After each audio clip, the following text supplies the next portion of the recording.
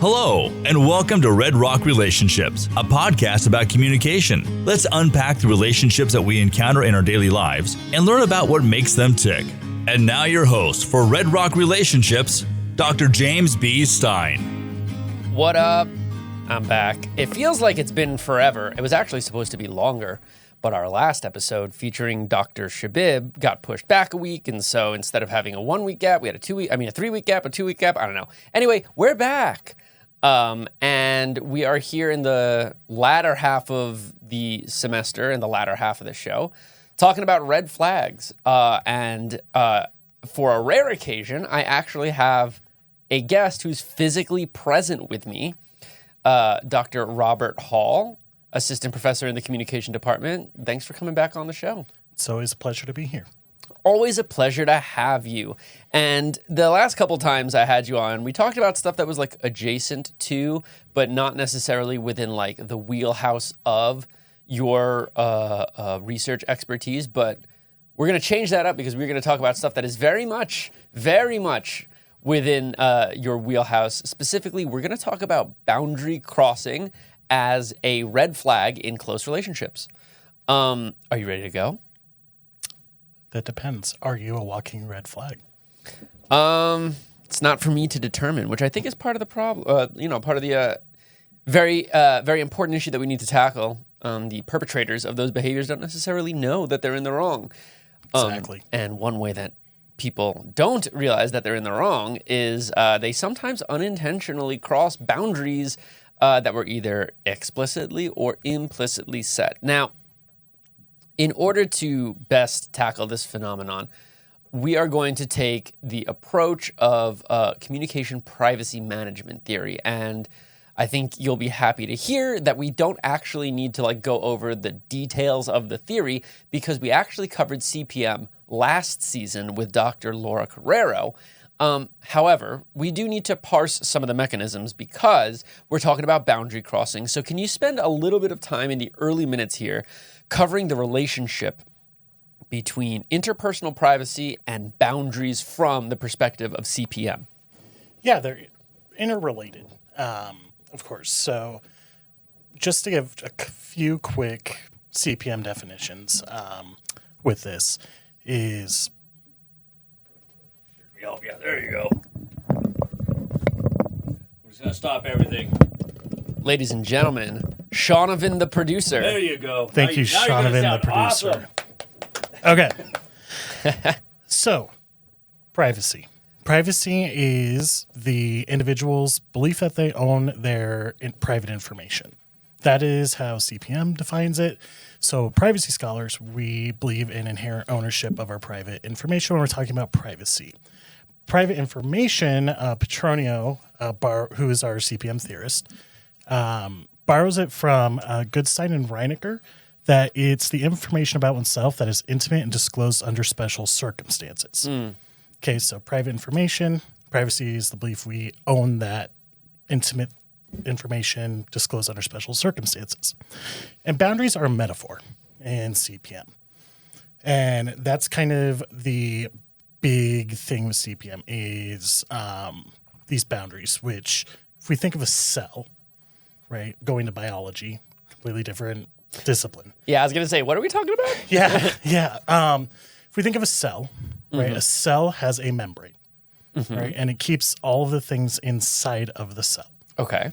Now, the membrane also allows things in and out, all right? So private information is much the same, all right? And the boundary is that cell membrane, right? That allows things in, allows things out sometimes, okay? It depends on if it's good, bad, whatever, those type of things. And so some of our cell membranes are more permeable, which means they allow more information in. Some are more impregnable, so they keep things out. Right. And so that's how in CPM we look at this, is that sometimes we keep our private information in and it doesn't flow out. Sometimes we receive it and it stays in when we connect with that as well. Okay, so I'm picturing almost like a cluster of cells, right? And some of those cells have really thick membranes that cannot be penetrated or should not be penetrated, and others are very thin and are very much more fluid. And so, if we deliver super casual information to someone that like we believe we have ownership of, it's not going to be a big deal if they share that information with other people. Absolutely. However, if it's something very sensitive and private and we share that with another person, we might, for example, expect them to check in with us before sharing that with others. Exactly. It makes me think of like the classic communication piece by Afifi and, oh boy, I don't remember who, but it started with, don't tell anyone, but, and then. Exactly. Right, okay. It's Afifi and somebody. My grad school self would be upset with me for not remembering. Anyway, that is a great way to help frame the relationship between privacy and boundaries. Now, a couple weeks ago, when we talked with Dr. Shabib, we chatted a lot about obsessive behaviors, and of course, a consistent boundary violation or inappropriate information seeking. These are obsessive behaviors, right? That involve boundary mismanagement.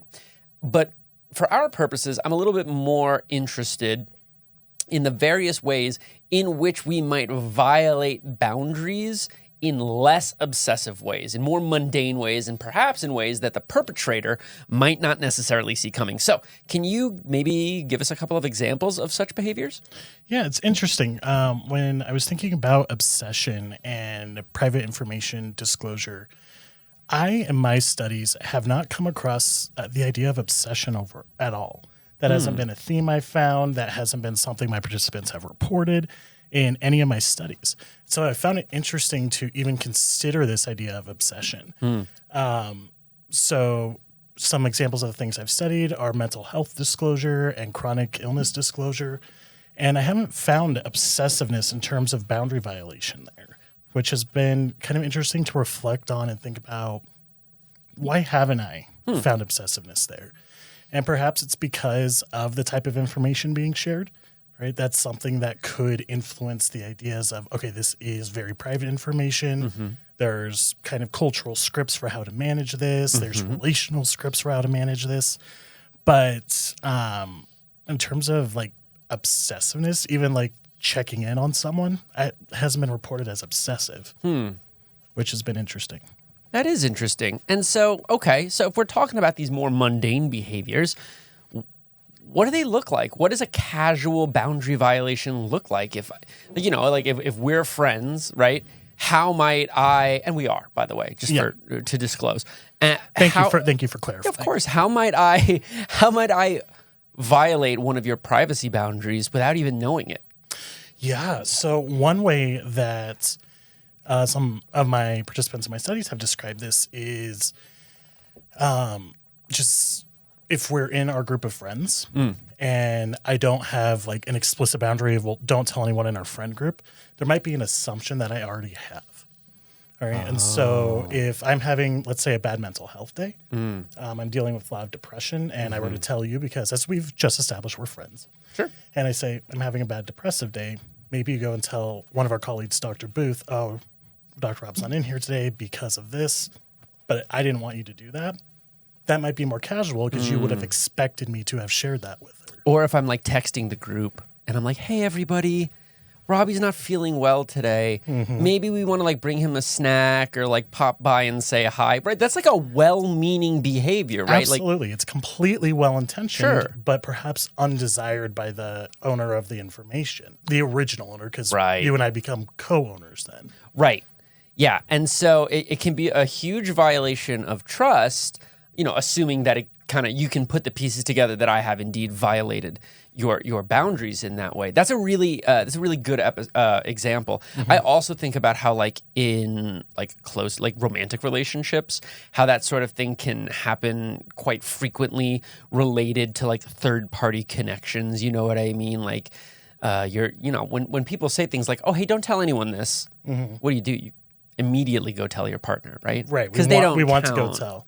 They don't And- count. Yeah, that's actually come up in some of my studies of these illness disclosures. It's like, oh yeah, they probably told this person, even though I told them not to tell anyone. It's kind of assumed that they're going to go tell that person.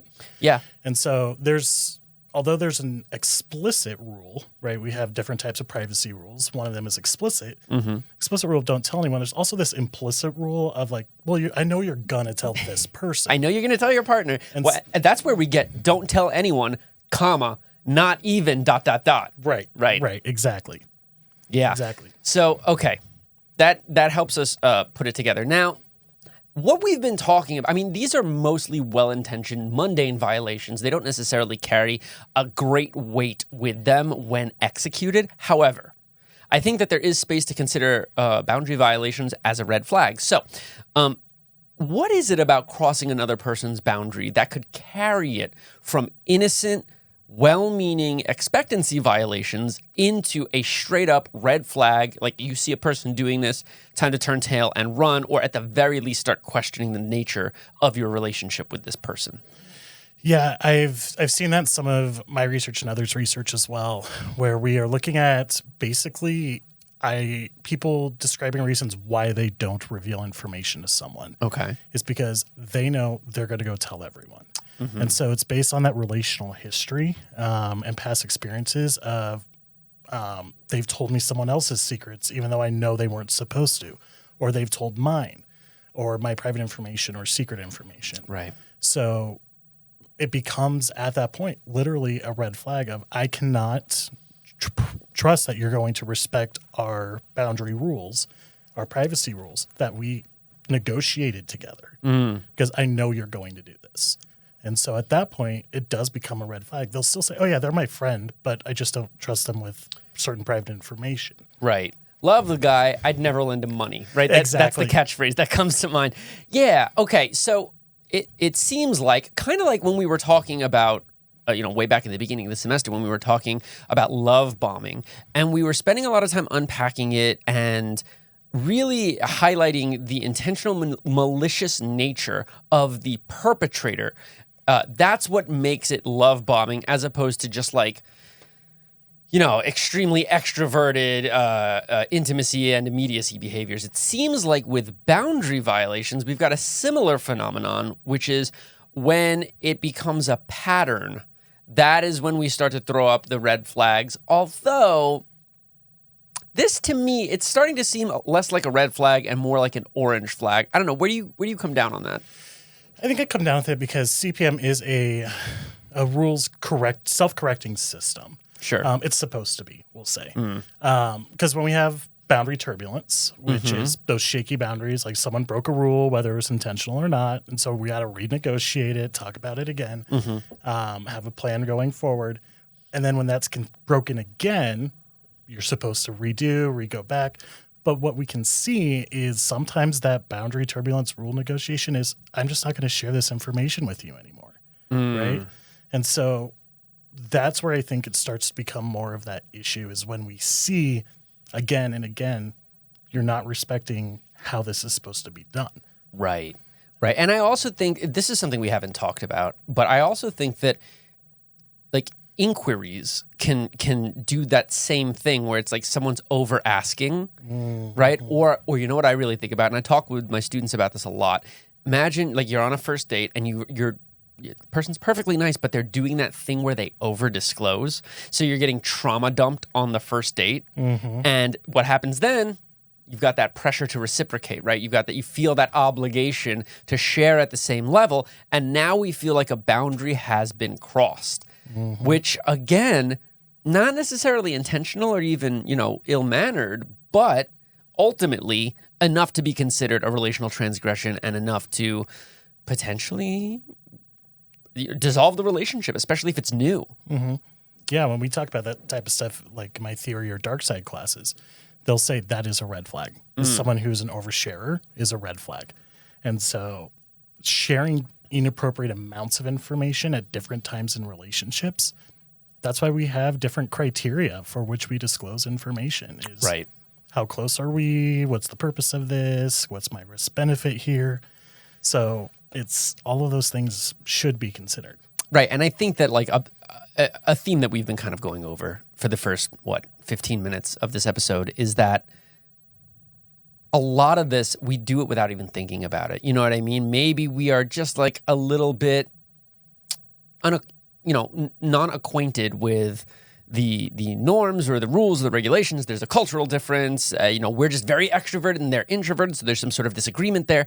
So this kind of gets into the latter part of what I wanted to do today, which was ask for advice. And it's something that I've been trying to do all season long. So I want to first take the actor's perspective.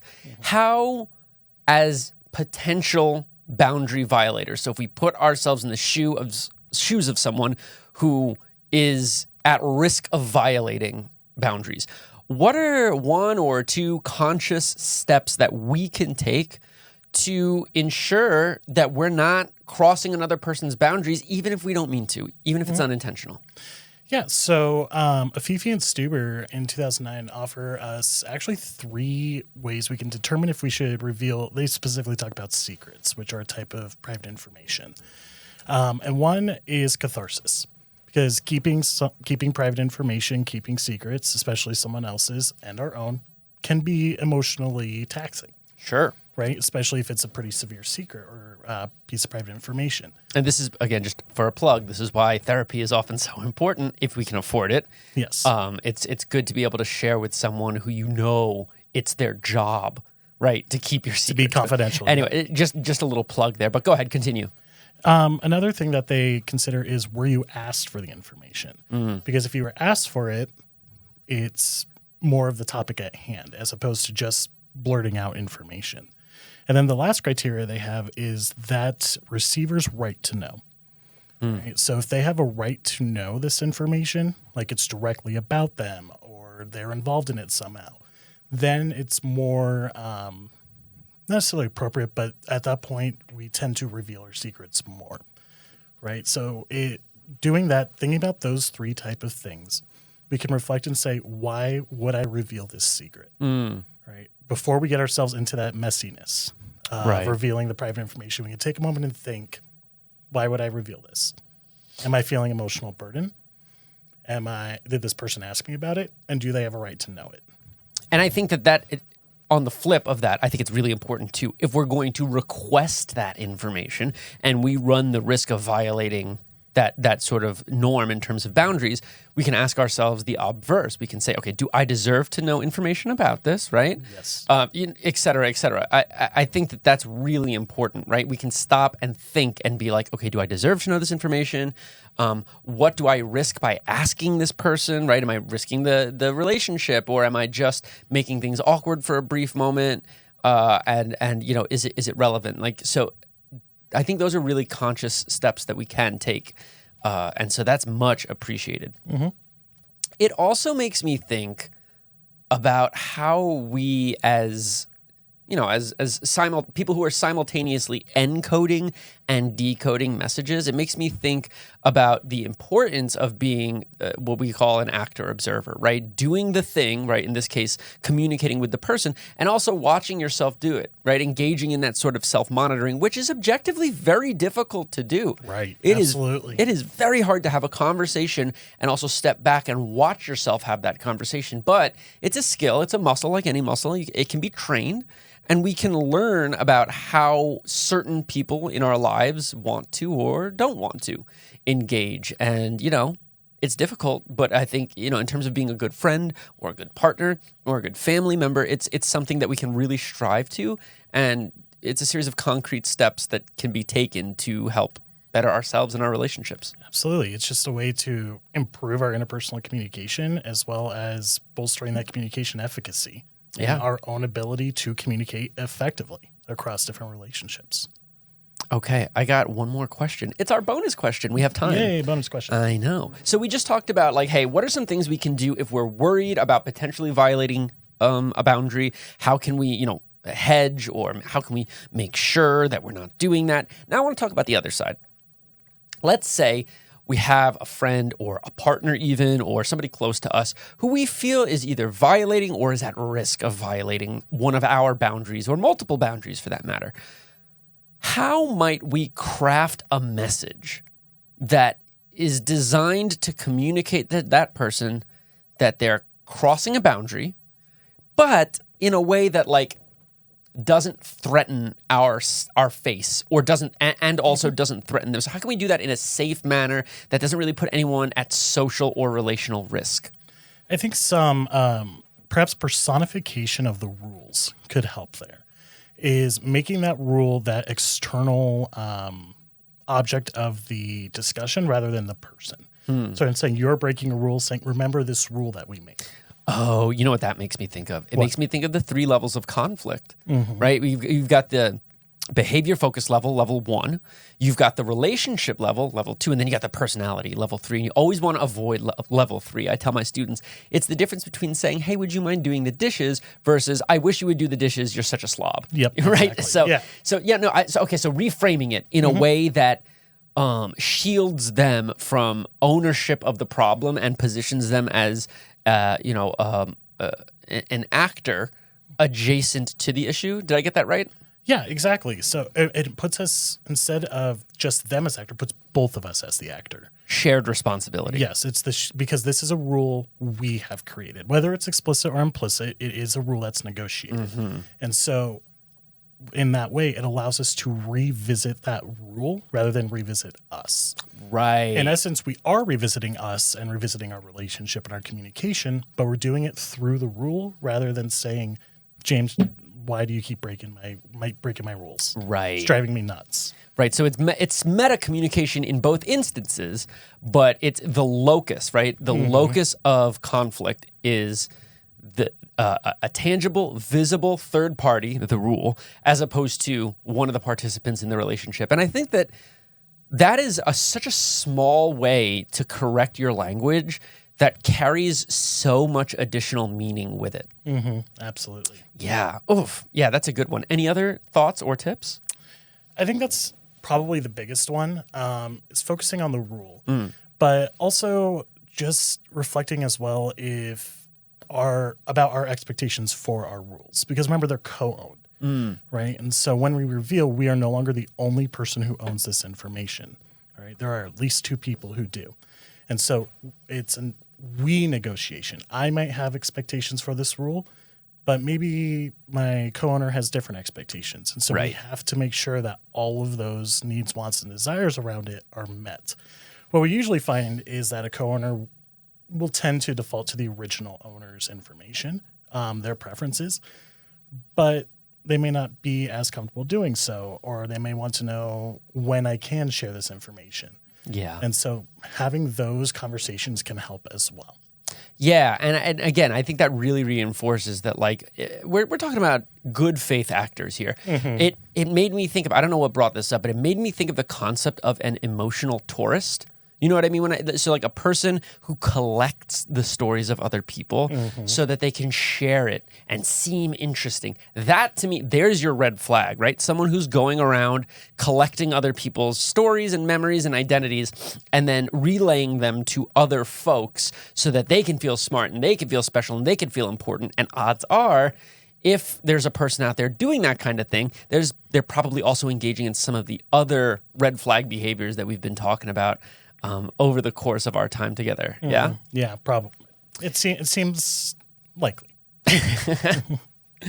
Well, we've got 2 minutes left, but we covered pretty much everything that I wanted to. So what do you think? What's your diagnosis? Boundary crossing, inherently a red flag? Context specific? Not at all. Context specific for sure. Context specific. As most things are. I'm surprised by how many of those we've landed on being context specific. Like when Clint Graves was on and we talked about gaslighting, it was the same thing. He was like, well, it's not what everyone thinks it is, and so you got to be really careful. And it just always makes me think of like the classic "it depends." Right. When people ask, especially students, when they're like, I have this going on, what do you think? It depends. It always depends. And that's kind of the beauty of the social sciences, is that it is culturally specific, relationally specific, interpersonally specific. So, yeah, I often view boundary crossing as redeemable and less a red flag than something like love bombing, right? Or gaslighting. But at the end of the day, chronic boundary violations can be a red flag. And so, I don't know, if you see someone in your life doing this, you're going to have that conversation with them. Absolutely. Either have that conversation with them or just know how to properly manage your private information around them. Yes. And speaking of managing private information, next week, we're going to be talking about very private relationships that, when made public, can be highly problematic in close relationships. Specifically, we're going to be talking about back burner relationships. You talk about privacy management. That's what we're getting into next. We'll have Dr. Jason Dibble there to help us. But for now, Dr. Hall, thank you so much for coming on the show. Thank you for having me. Anytime, and more times, I will make you come on the show. It was a wonderful talk, and I'm looking forward to our next couple of episodes. They're going to be a little bit more intense and a little bit more potentially threatening. But until then, hope everyone's end of semester is going well. You've been listening to Red Rock Relationships, a podcast about communication. Thank you so much for giving us some of your time. If you'd like to be on the show or have questions for us, please send us an email to redrockrelationships@gmail.com. You can also find us on Facebook, Instagram, Twitter, Spotify, or wherever you listen to your podcasts. Just search Red Rock Relationships. Thank you again. And remember, it all begins with good communication.